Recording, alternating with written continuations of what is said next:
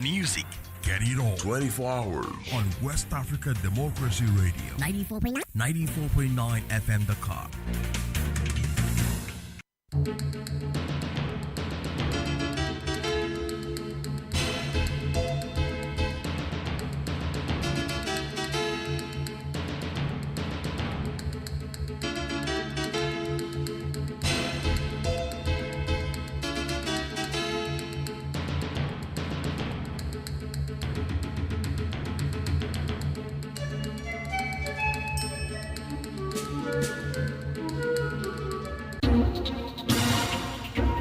WADR,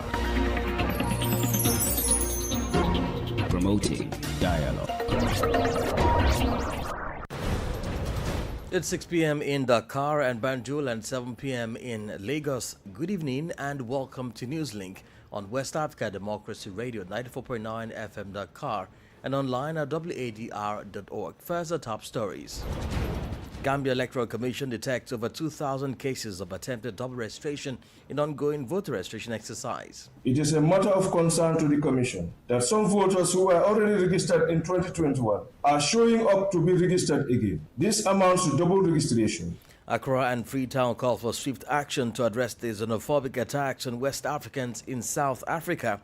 Outrage in Benin over viral video of girls' torture as authorities launch investigations into the matter. And Press Union of Liberia sounds alarm about the erosion of free speech in the country. This growing sense of unease should concern all who believe in the promise of Liberia's democratic future. Please stay tuned for details of the stories and more. On the news, this is a more edit. Many thanks for joining our broadcast. The session kicks off with an update on the ongoing supplementary voter registration exercise in the Gambia ahead of the December 2026 elections. During a briefing, the Independent Electoral Commission reported that more than 2,000 cases of attempted double registration have occurred since the registration process began on April 8, 2026. The Commission also lamented the unlawful political activities by unregistered groups, warning that such actions could undermine the integrity of the electoral process. The IEC insists that cases were identified despite ongoing voter education and sensitization efforts.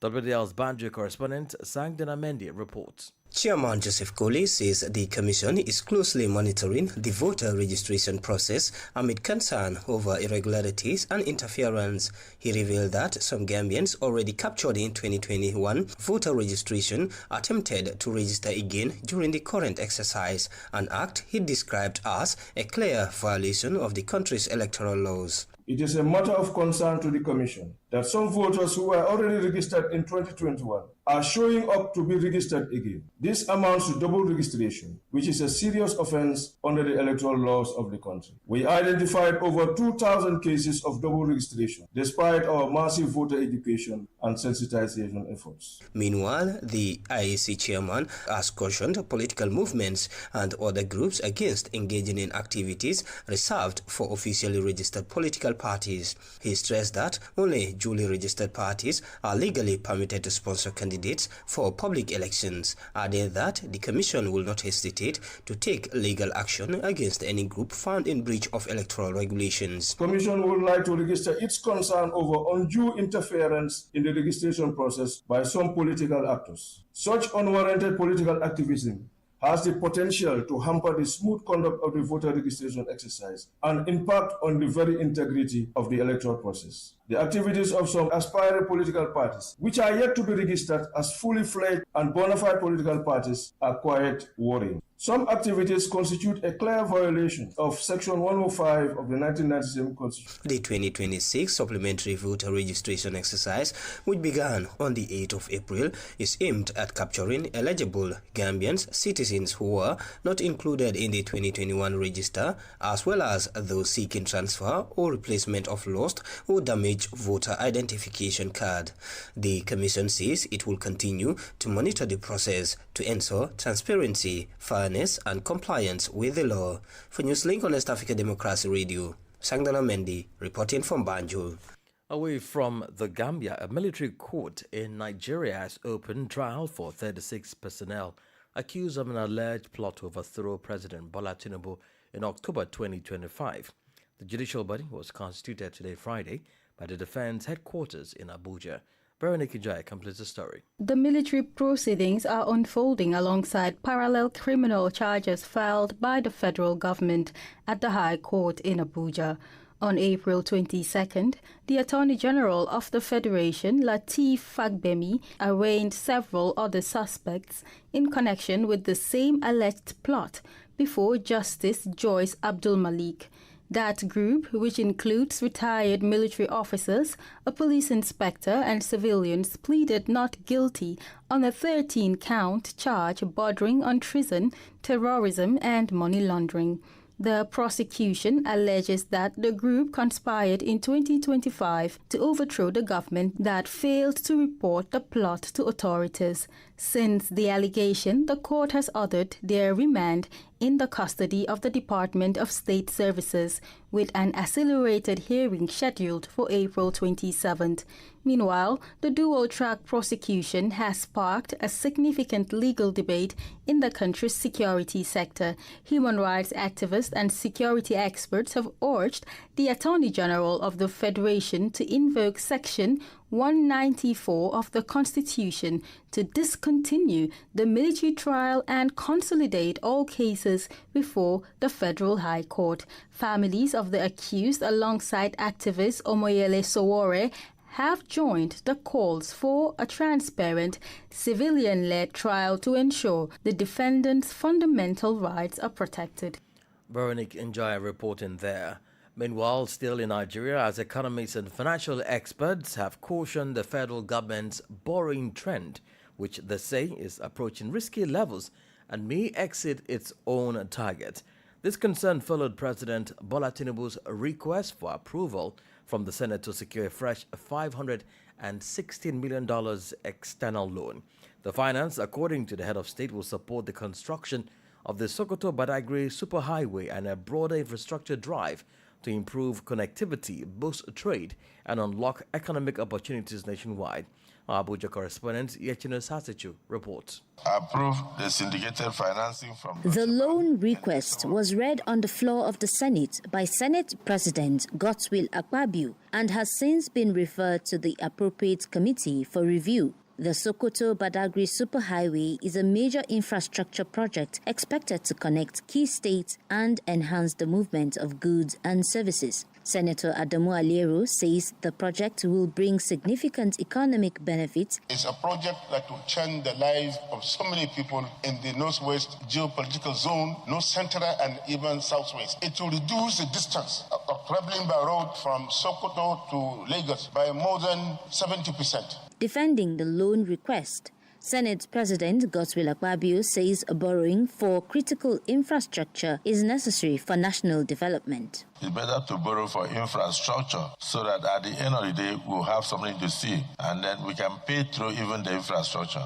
And I urge the Committee on Local and Foreign Debts to do a job and bring it back to us for expeditious approval. However, Public Affairs commentator Kunle Adini warns that the move raises concerns about Nigeria's debt burden. We have taken away subsidy, which means that we had more monies that could have been used for infrastructural development, into healthcare, into security.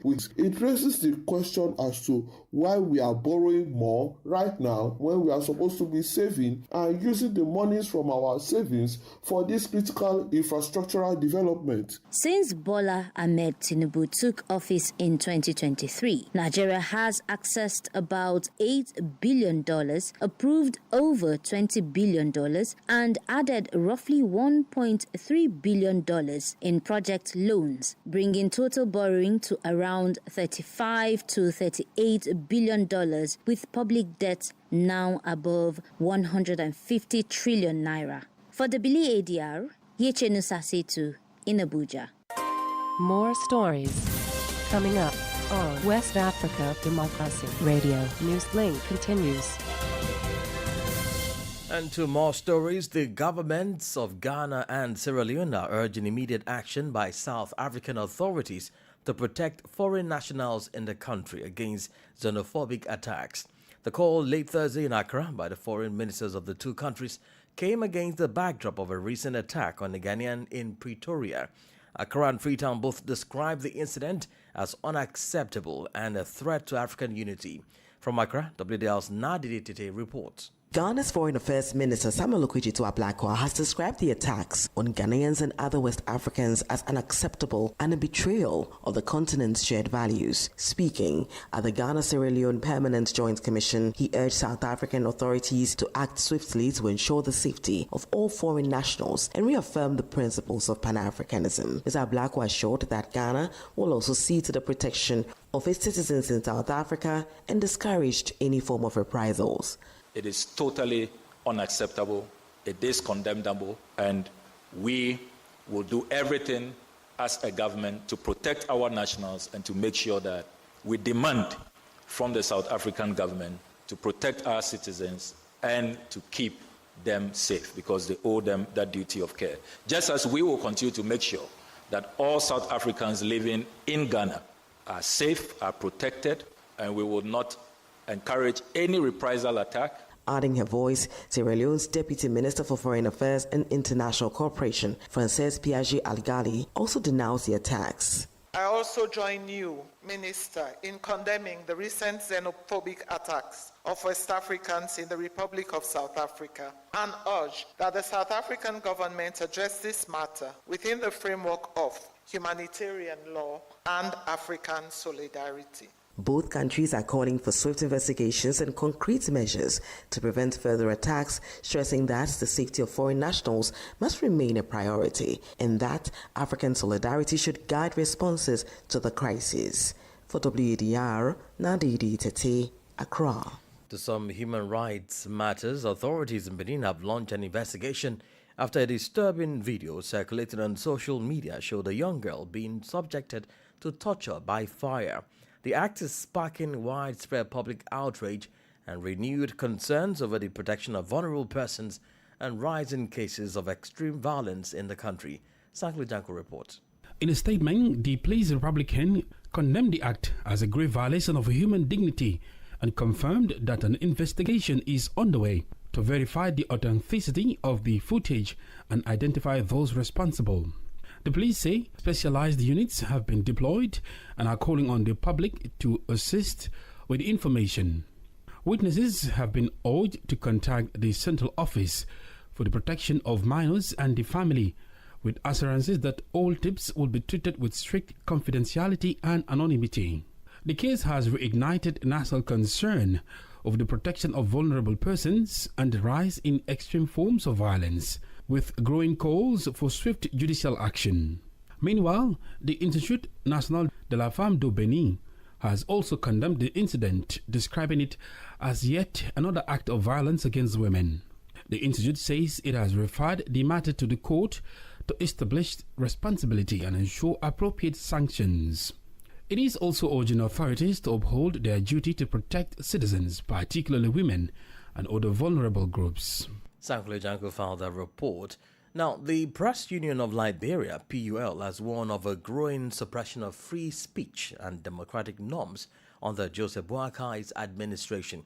The union says civic space is shrinking, citing the detention of activist Justin Olpa Yezen, popularly known as Prophet Key, crackdowns on student protests, and tighter restrictions on the media. It also flagged concerns over the removal of former Speaker Fonati Kofa and proposed laws that could criminalize speech, including online expression. WDL's Monrovia correspondent Abraham Barker reports.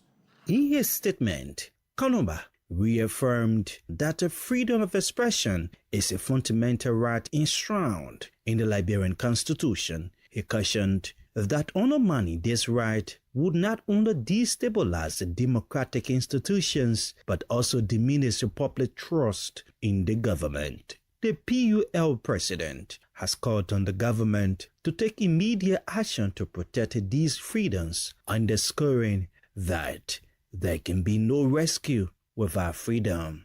Many Liberians, journalists, students, activists, and ordinary citizens are increasingly anxious about whether they can speak freely without fear of intimidation, arrest, or reprisal. This growing sense of unease should concern all who believe in the promise of Liberia's democratic future. An administration that came to power on the promise of rescue must be guided by the principles that sustain democracy. With the country grappling with economic challenges, rising unemployment, and the civil unrest, the PUL warns that silencing critical voices only exacerbates the national crisis. The union demands the protection of judiciary independence, an end to violent suppression of protests, and a return to rule of law principles. His statement concludes with a strong appeal to the Liberian government to reaffirm its commitment to democratic principles, freedom, and the protection of citizens' rights, which are essential for building a just and prosperous future. The PUL president said the institution remains unwavering in its commitment to defining press freedom and to safeguarding Liberia's democracy. For Newslink on WADR, Abraham Parker, Monrovia. Elsewhere in Côte d'Ivoire, the prosecutors lifted the police custody of former MP Asale Tiamoko Antoine. During his questioning on Wednesday at the Abidjan police headquarters, he reportedly fell ill. He is currently hospitalized in Abidjan and could be summoned again by the courts. The former MP for Tisale is accused of inciting revolt and bringing the institutions of the state into disrepute. Atewin Bila has the rest of the story. Deputy Public Prosecutor Abu Sherif informed Asale Tiamoko Antoine at his hospital bedside on Thursday that his police custody had been lifted. The previous day, the former Tisale MP, an investigative journalist, had been questioned by the prosecutor and the police commissioner at the Abidjan police headquarters. He was responding to 4 charges, namely disturbing public order, inciting revolt, discrediting state institutions, and spreading false news. After several hours of questioning, he suffered 2 episodes of illness linked to cardiovascular complications. To continue the interrogation, a cardiology specialist was called in. After examination, the doctors deemed his condition concerning and recommended his transfer to a specialized hospital. The president of the ADCI political party was subsequently transferred to the Abidjan Institute of Cardiology for medical care. He's expected to remain hospitalized for a few days before returning home and may be summoned again by the courts. For now, no restrictions have been placed on his liberty. In a statement, his party, the ADCI, has cautioned against any political manipulation of the ongoing judicial process. Atewin Bila with that report.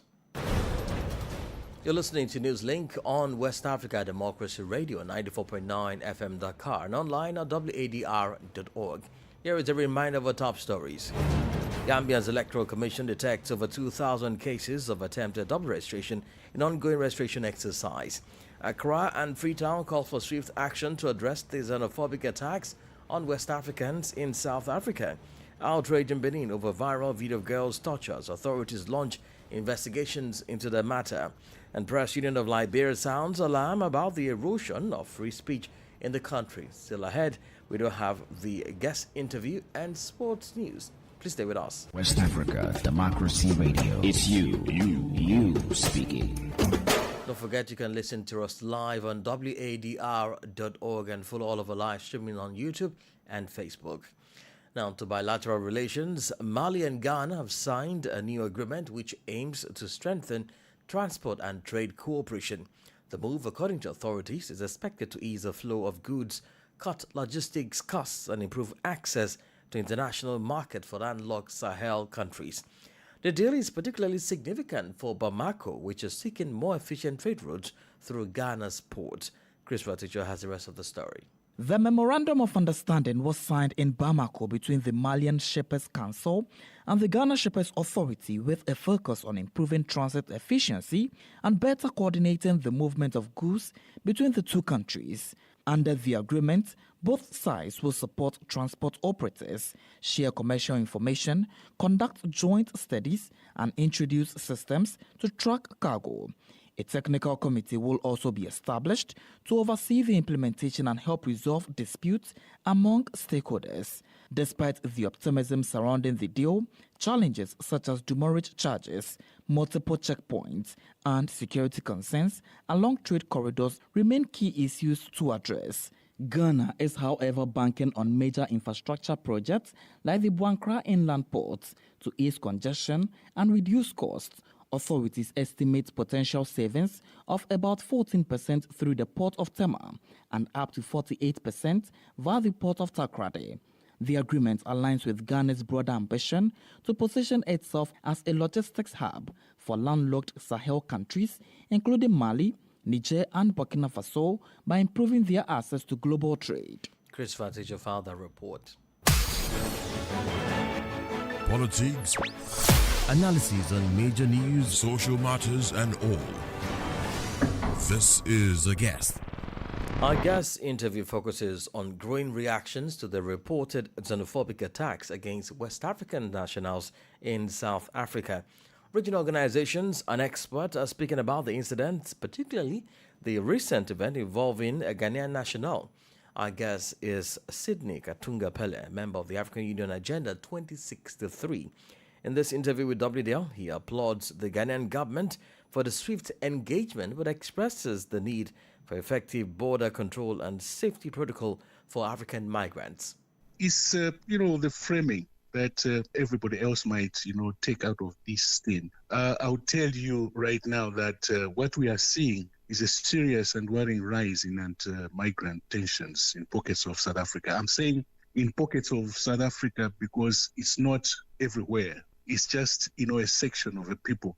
And then it should not be reduced to a hatred of Africans by South Africans. That I must stress. It is more complex, crisis, mostly on economic anxiety, governance failures, maybe, you can say that, but mostly, again, criminality narratives and political scapegoating. Given reports about hostilities towards foreigners in South Africa, this is not a new phenomenon. It is becoming entrenched into the South Africans' behavior towards foreign nationals. How would you describe this in terms of respecting other nationals, especially African nationals who are traveling to another African country like South Africa with the spirit of oneness and not to be discriminated? That's a very good question, but let's look at it, both ways, right?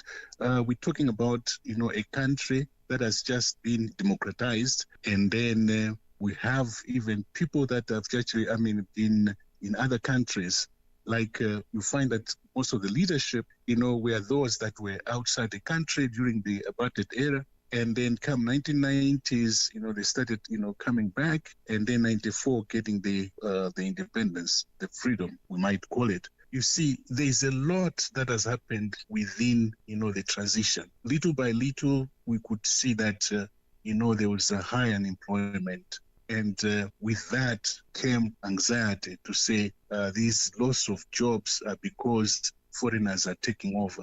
And because of this, we find that the framing of xenophobia is a lot about what is happening, on the ground, to say maybe people have lost the hope of finding jobs. And then what happens now? The economy has been affected a lot, and we find that the trickling of, society is actually trickling towards, the areas that are most, the economy seems to be better. So you find the congestion of that is what, is informing what is happening. So we have to distinguish, xenophobia from socio-economic frustration. This is very important because high unemployment, is causing crime. I know you want to talk about that, but these acts have been seen as xenophobic attacks against Africans. How do these actions by South Africans towards their fellow Africans traveling into their country undermine efforts being made by the African Union to ensure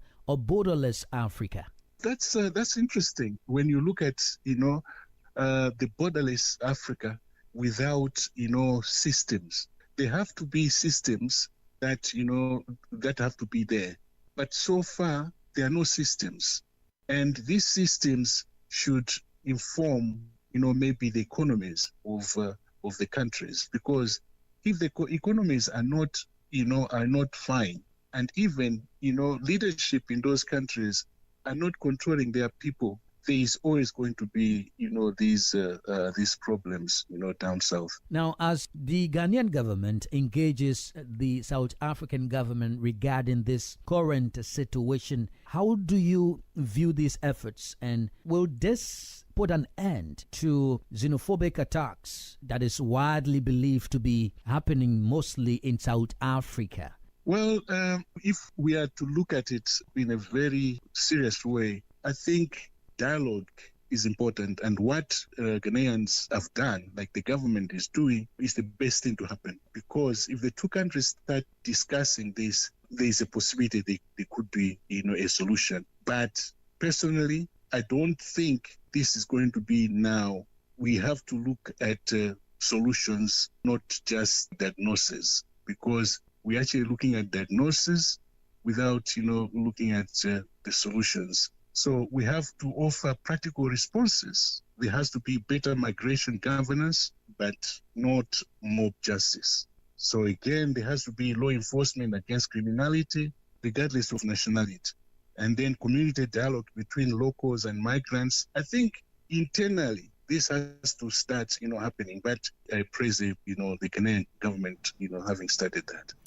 Sydney Katunga Pella is a member of the African Union Agenda 2063. In sport news, the Senegalese Football Federation is facing a deepening internal crisis over disputed bonus payments linked to the Africa Cup of Nations 2025. 16 members have accused Federation President Abdoulaye Fall of approving payments without transparency or collective consent, with claims that some non-delegation members received bonuses with conflicting eligibility lists and failed internal talks. The dispute has now escalated into a full-blown governance crisis.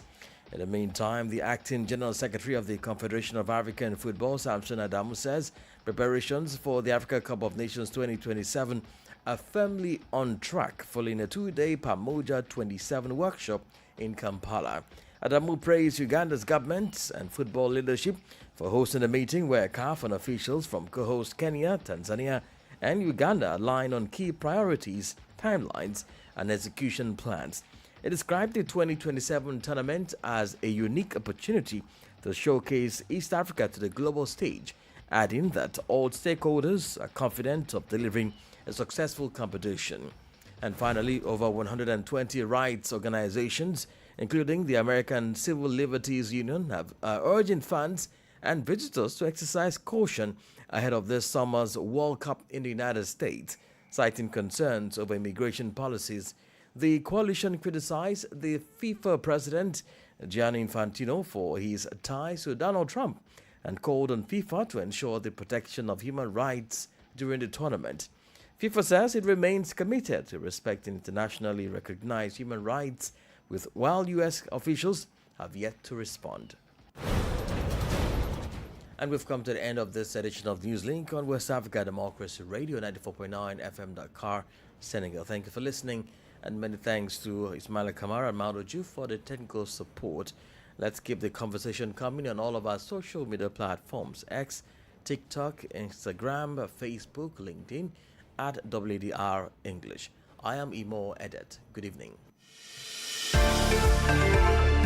We thank you for listening to Newslink in Nigeria on Love FM Abuja and Darling FM Owerri. In the Gambia on Hot FM Banjul, Hilltop FM and Veritas Radio in Serekunda. Thank you for listening on Alternative Youth Radio Lofa County, Liberia, Radio Kegaman in Nimba County, and DCN Radio Riverses County. A big thank you to Radio Baft FM in Sierra Leone for listening, and in Ghana we thank Radio Pad in Damango and Royals FM in Wenchi. Thank you all for listening to Newslink.